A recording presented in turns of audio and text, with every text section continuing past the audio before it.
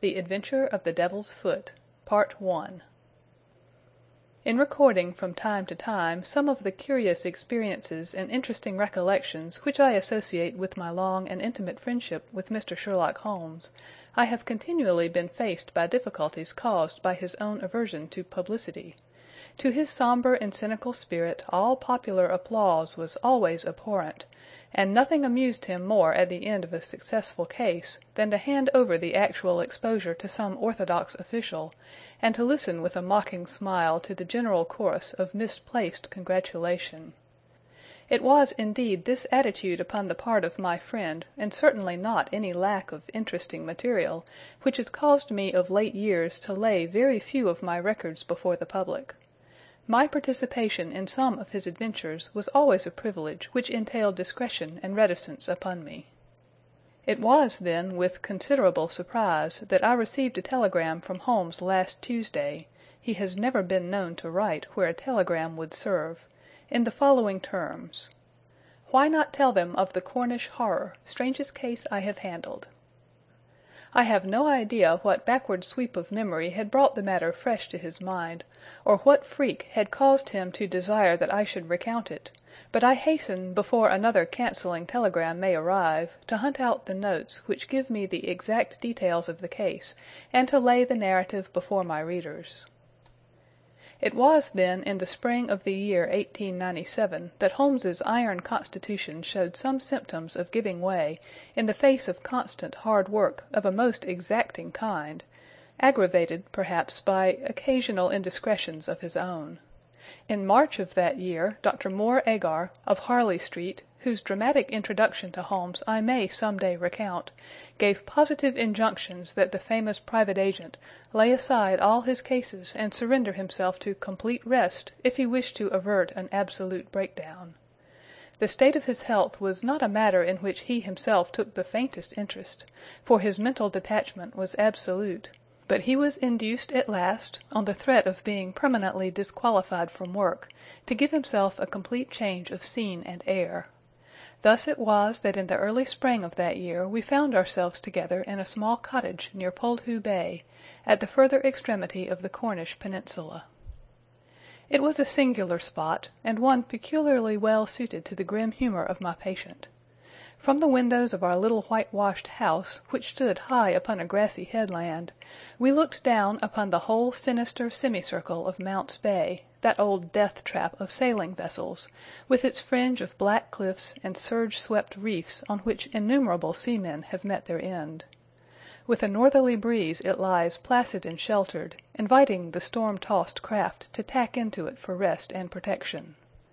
Then comes the sudden swirl round of the wind, the blustering gale from the southwest, the dragging anchor, the lee shore, and the last battle in the creaming breakers. The wise mariner stands far out from that evil place. On the land side our surroundings were as sombre as on the sea. It was a country of rolling moors, lonely and dun-coloured, with an occasional church tower to mark the site of some old-world village. In every direction upon these moors there were traces of some vanished race which had passed utterly away, and left as its sole record strange monuments of stone, irregular mounds which contained the burned ashes of the dead, and curious earthworks which hinted at prehistoric strife. The glamour and mystery of the place, with its sinister atmosphere of forgotten nations, appealed to the imagination of my friend, and he spent much of his time in long walks and solitary meditations upon the moor. The ancient Cornish language had also arrested his attention, and he had, I remember, conceived the idea that it was akin to the Chaldean, and had been largely derived from the Phoenician traders in tin. He had received a consignment of books upon philology, and was settling down to develop this thesis, when suddenly, to my sorrow and to his unfeigned delight, we found ourselves, even in that land of dreams, plunged into a problem at our very doors which was more intense, more engrossing, and infinitely more mysterious than any of those which had driven us from London.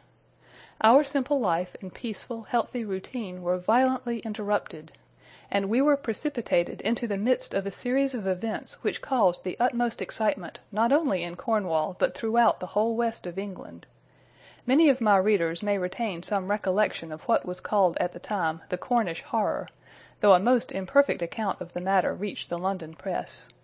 Now, after 13 years, I will give the true details of this inconceivable affair to the public. I have said that scattered towers marked the villages which dotted this part of Cornwall. The nearest of these was the hamlet of Tredannick Wallace, where the cottages of a couple of hundred inhabitants clustered round an ancient, moss-grown church. The vicar of the parish, Mr. Roundhay, was something of an archaeologist, and as such Holmes had made his acquaintance. He was a middle-aged man, portly and affable, with a considerable fund of local lore. At his invitation we had taken tea at the vicarage, and had come to know, also, Mr. Mortimer Tregennis, an independent gentleman, who increased the clergyman's scanty resources by taking rooms in his large, straggling house. The vicar, being a bachelor, was glad to come to such an arrangement, though he had little in common with his lodger, who was a thin, dark, spectacled man, with a stoop which gave the impression of actual physical deformity. I remember that during our short visit we found the vicar garrulous, but his lodger strangely reticent, a sad-faced, introspective man, sitting with averted eyes, brooding apparently upon his own affairs.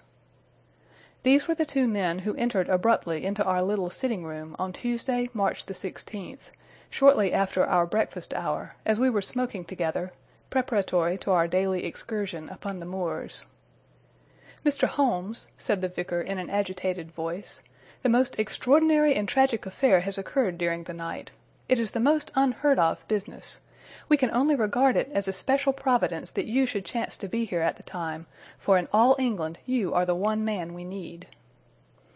I glared at the intrusive vicar with no very friendly eyes, but Holmes took his pipe from his lips and sat up in his chair like an old hound who hears the view halloa. He waved his hand to the sofa, and our palpitating visitor with his agitated companion sat side by side upon it.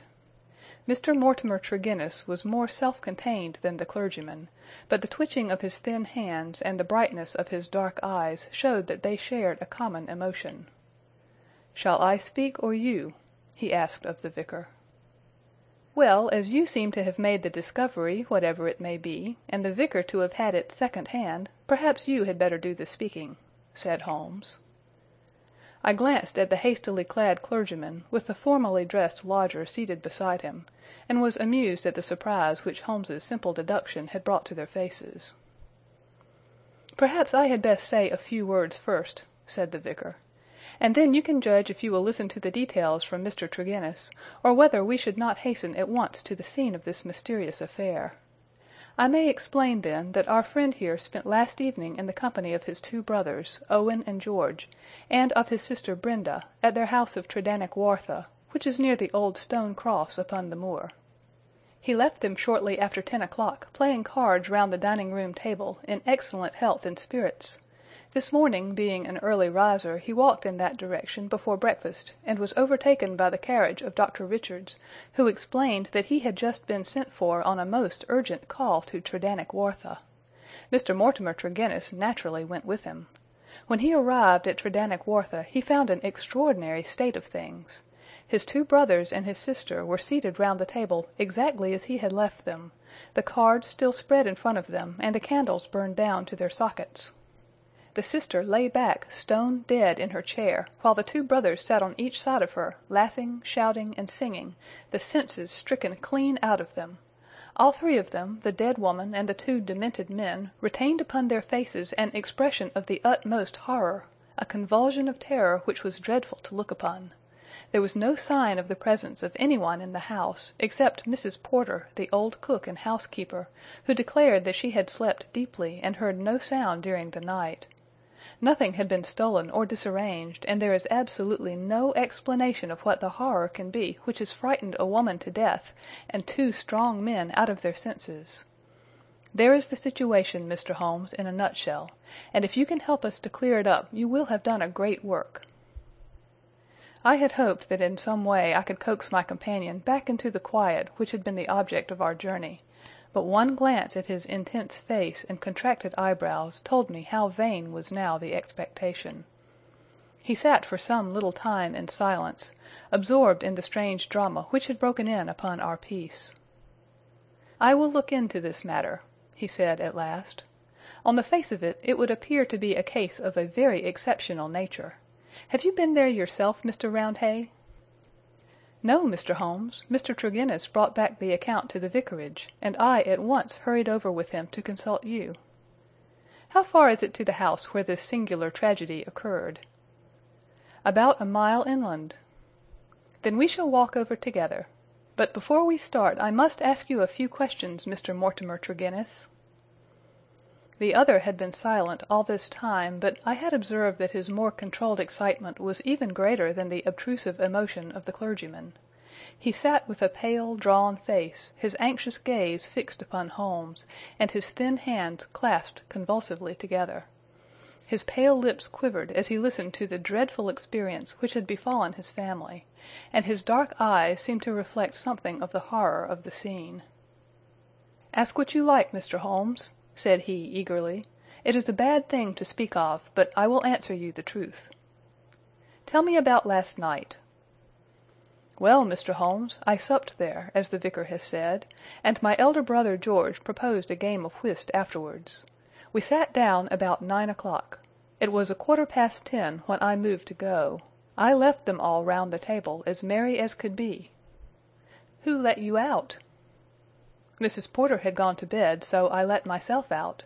I shut the hall door behind me. The window of the room in which they sat was closed, but the blind was not drawn down. There was no change in door or window this morning, nor any reason to think that any stranger had been to the house.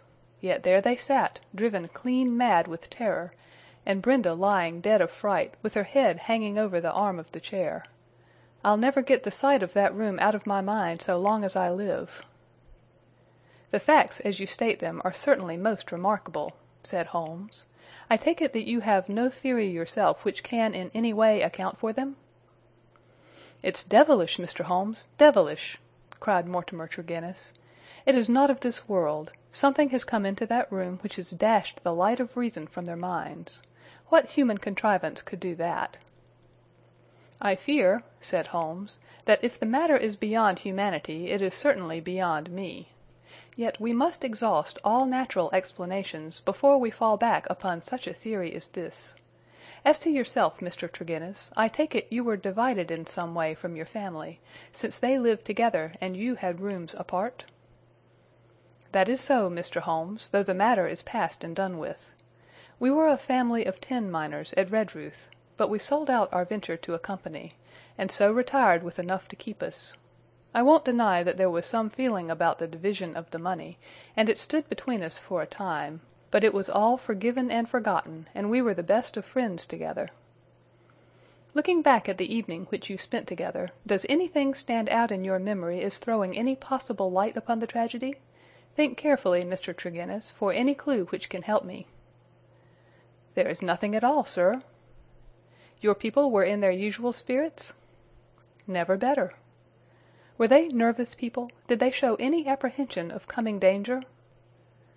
"Nothing of the kind." "You have nothing to add, then, which could assist me?" Mortimer Tregennis considered earnestly for a moment. "There is one thing occurs to me," said he at last. "As we sat at the table my back was to the window, and my brother George, he being my partner at cards, was facing it. I saw him once look hard over my shoulder, so I turned round and looked also. The blind was up and the window shut, but I could just make out the bushes on the lawn, and it seemed to me for a moment that I saw something moving among them. I couldn't even say if it was man or animal, but I just thought there was something there. When I asked him what he was looking at, he told me that he had the same feeling. That is all that I can say." "Did you not investigate?" "No, the matter passed as unimportant." "You left them, then, without any premonition of evil?" "None at all." "I am not clear how you came to hear the news so early this morning." "I am an early riser, and generally take a walk before breakfast. This morning I had hardly started when the doctor in his carriage overtook me. He told me that old Mrs. Porter had sent a boy down with an urgent message. I sprang in beside him, and we drove on. When we got there we looked into that dreadful room. The candles and the fire must have burned out hours before, and they had been sitting there in the dark until dawn had broken. The doctor said Brenda must have been dead at least 6 hours. There were no signs of violence. She just lay across the arm of the chair with that look on her face.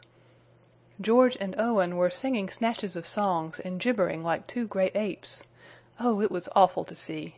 I couldn't stand it, and the doctor was as white as a sheet. Indeed, he fell into a chair in a sort of faint, and we nearly had him on our hands as well. "Remarkable, most remarkable," said Holmes, rising and taking his hat. "I think, perhaps, we had better go down to Tredannick-Wartha without further delay. I confess that I have seldom known a case which at first sight presented a more singular problem." Our proceedings of that first morning did little to advance the investigation. It was marked, however, at the outset by an incident which left the most sinister impression upon my mind. The approach to the spot at which the tragedy occurred is down a narrow, winding, country lane. While we made our way along it, we heard the rattle of a carriage coming towards us, and stood aside to let it pass. As it drove by us, I caught a glimpse through the closed window of a horribly contorted, grinning face glaring out at us. Those staring eyes and gnashing teeth flashed past us like a dreadful vision. "My brothers!" cried Mortimer Tregennis, white to his lips. "They are taking them to Helston." We looked with horror after the black carriage lumbering upon its way. Then we turned our steps towards this ill-omened house in which they had met their strange fate. It was a large and bright dwelling, rather a villa than a cottage, with a considerable garden which was already, in that Cornish air, well filled with spring flowers.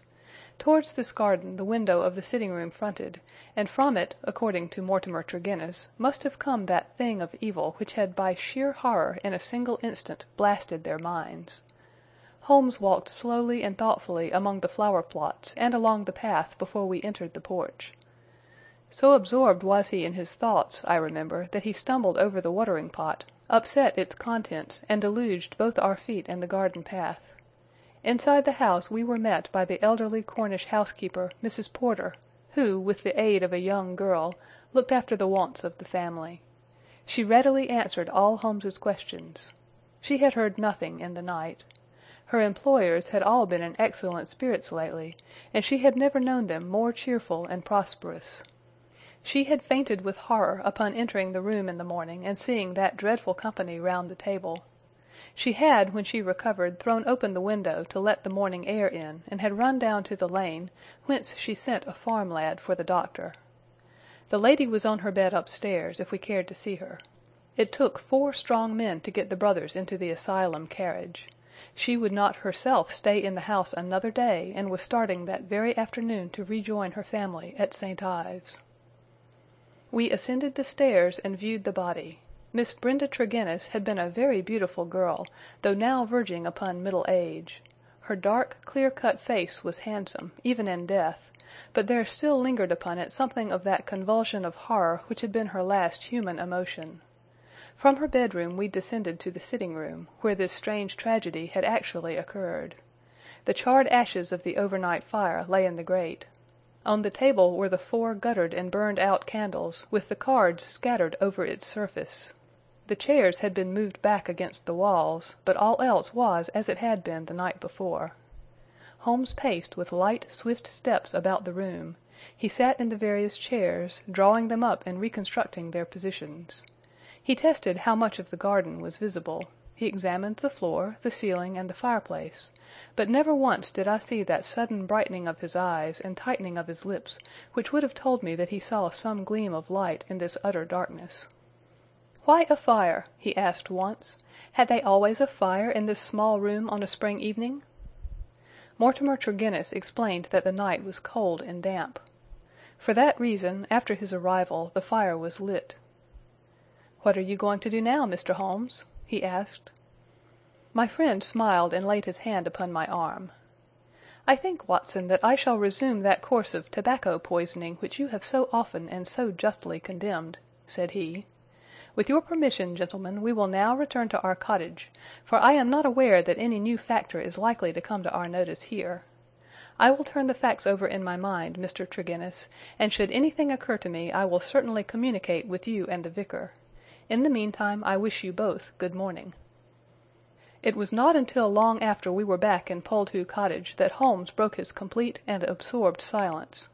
He sat coiled in his armchair, his haggard and ascetic face hardly visible amid the blue swirl of his tobacco smoke, his black brows drawn down, his forehead contracted, his eyes vacant and far away. Finally he laid down his pipe and sprang to his feet. "It won't do, Watson," said he with a laugh. "Let us walk along the cliffs together and search for flint arrows. We are more likely to find them than clues to this problem. To let the brain work without sufficient material is like racing an engine. It racks itself to pieces. The sea air, sunshine, and patience, Watson. All else will come. Now let us calmly define our position, Watson," he continued, as we skirted the cliffs together. "Let us get a firm grip of the very little which we do know, so that when fresh facts arise we may be ready to fit them into their places. I take it, in the first place, that neither of us is prepared to admit diabolical intrusions into the affairs of men. Let us begin by ruling that entirely out of our minds. Very good. There remain 3 persons who have been grievously stricken by some conscious or unconscious human agency. That is firm ground. Now, when did this occur? Evidently, assuming his narrative to be true, it was immediately after Mr. Mortimer Tregennis had left the room. That is a very important point. The presumption is that it was within a few minutes afterwards. The cards still lay upon the table. It was already past their usual hour for bed. Yet they had not changed their position or pushed back their chairs. I repeat, then, that the occurrence was immediately after his departure, and not later than 11 o'clock last night. Our next obvious step is to check, so far as we can, the movements of Mortimer Tregennis after he left the room. In this there is no difficulty, and they seem to be above suspicion. Knowing my methods as you do, you were, of course, conscious of the somewhat clumsy water-pot expedient by which I obtained a clearer impress of his foot than might otherwise have been possible. The wet, sandy path took it admirably. Last night was also wet, you will remember, and it was not difficult, having obtained a sample print, to pick out his track among others and to follow his movements. He appears to have walked away swiftly in the direction of the vicarage. If, then, Mortimer Tregennis disappeared from the scene, and yet some outside person affected the card-players, how can we reconstruct that person, and how was such an impression of horror conveyed? Mrs. Porter may be eliminated. She is evidently harmless. Is there any evidence that someone crept up to the garden window and in some manner produced so terrific an effect that he drove those who saw it out of their senses? The only suggestion in this direction comes from Mortimer Tregennis himself, who says that his brother spoke about some movement in the garden. That is certainly remarkable, as the night was rainy, cloudy, and dark. Anyone who had the design to alarm these people would be compelled to place his very face against the glass before he could be seen. There is a 3-foot flower border outside this window, but no indication of a footmark. It is difficult to imagine, then, how an outsider could have made so terrible an impression upon the company, nor have we found any possible motive for so strange and elaborate an attempt. You perceive our difficulties, Watson. They are only too clear, I answered with conviction. And yet, with a little more material, we may prove that they are not insurmountable, said Holmes. I fancy that among your extensive archives, Watson, you may find some which were nearly as obscure. Meanwhile, we shall put the case aside until more accurate data are available, and devote the rest of our morning to the pursuit of Neolithic man. End of The Adventure of the Devil's Foot, Part 1.